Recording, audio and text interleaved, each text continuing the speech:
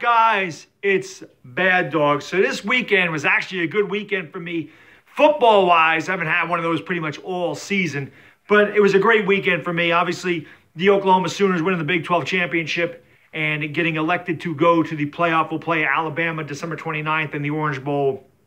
Really looking forward to that. Hey, we may get our ass kicked by 3 touchdowns or whatever, but in order to be the best, you got to beat the best. And Lord knows Alabama's been the best for quite some time. I'm just excited that we have a shot. And I can't wait to stream that game because I'm going to lose my damn mind, as I usually do when I root for my teams. But I'm really looking forward to that. So that was obviously very exciting for me as a Sooner fan. And we'll talk more about that as the weeks go on here and we get closer to the game.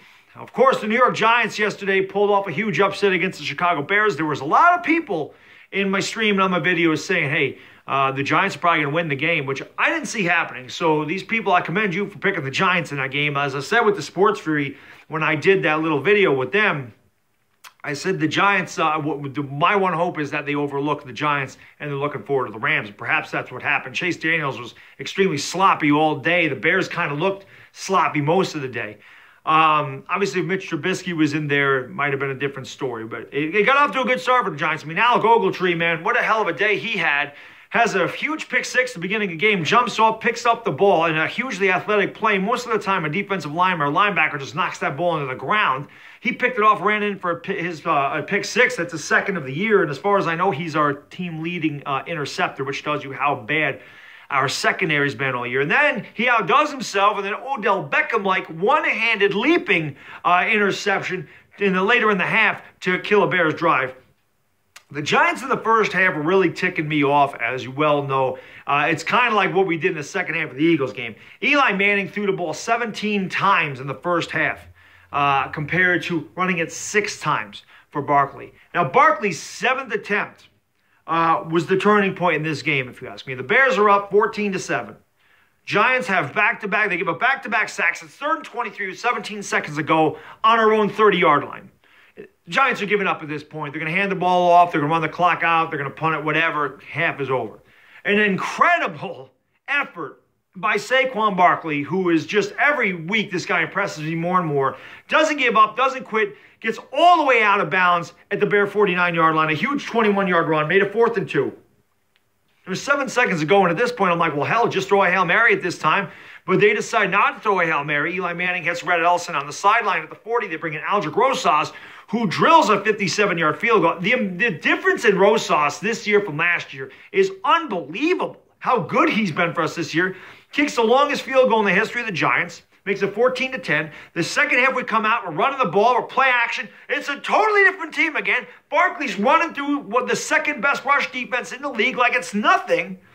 We go up 24-14, and we're killing them. Bears get a field goal later in the game. Now, there's one particular series that really pissed me off, and I'm screaming that this is why I want Pat Shurmur fired. He's just dumb. He's dumb when it comes to certain things. There's just over 3 minutes to go in a game. We're in field goal range. The Giants run the ball the first time. Bears use a timeout. They might not have even used a timeout. I think they had 2 timeouts left at this point. Maybe they did. I think they had 2 timeouts. They take a timeout. The next play, they decide they're going to pass the ball for whatever reason, so they don't run any clock. Eli throws the ball right into the ground, stops the clock. The very next play, they drop back to pass again. Eli Manning gets sacked, and he gets knocked out of field goal range. So instead of just running the clock, making the Bears use their timeouts and going up by 10, we get knocked out of field goal range where you have a 7-point lead. So at this point, I'm really screaming at the TV. I'm getting pissed off. Obviously, we got a huge break. We got a fumble recovery deep in Bears territory. Did run the ball 3 times. Kicked the field goal, 27-17 Giants, 1:30 to go in the game. All the Bears fans in the stream say, congratulations, you won. All I kept saying is this game is not over. The game is not over. I've seen too much crap with the Giants. There's a reason we're 3-8. Sure enough, the Bears get the ball. They go right down the field to our 2-yard line using 30 seconds off the clock. They kick a field goal, cut it to 7. Then they go onside kick.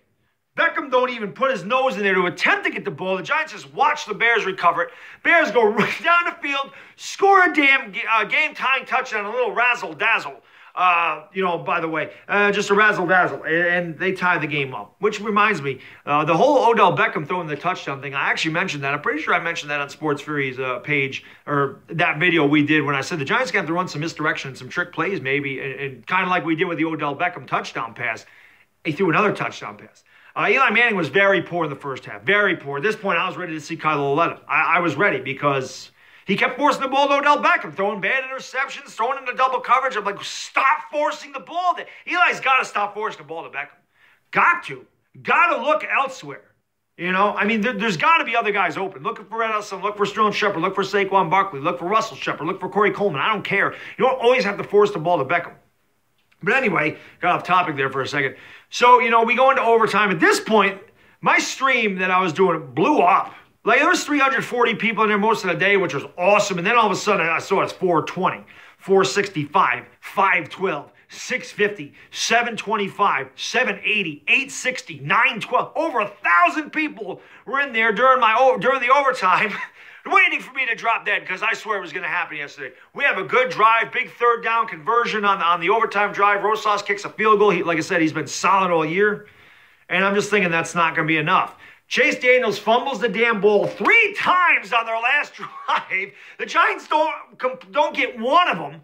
Of course not. But the defense held, and the Giants win 30-27. That was one of the most craziest games I've ever watched in my 35 years of watching the Giants, man. That was just absolutely nuts. They never make anything easy. But on the bright spot, man, the Giants are 3-1 since the bye. And to be quite frank with you, if Shurmur doesn't just completely change the game plan against the Eagles, we're probably 4-0. We could be 5-7, and 5-7 in this division is actually right in the thick of it. But that game against Philly really hurt. And then, of course, there was an earlier game where Gano hit that 63-yard field goal. I mean, honestly, again, coulda, woulda, shoulda. But the Giants could easily be 6-6 right now. Everyone's like, you want a tank, you're ruining your draft pick. I don't care about a high draft pick. We need to worry about our offensive line and our defensive line. We don't need a quarterback in this draft. I want Teddy Bridgewater. I said that before. I have a bad feeling Eli's coming back anyway.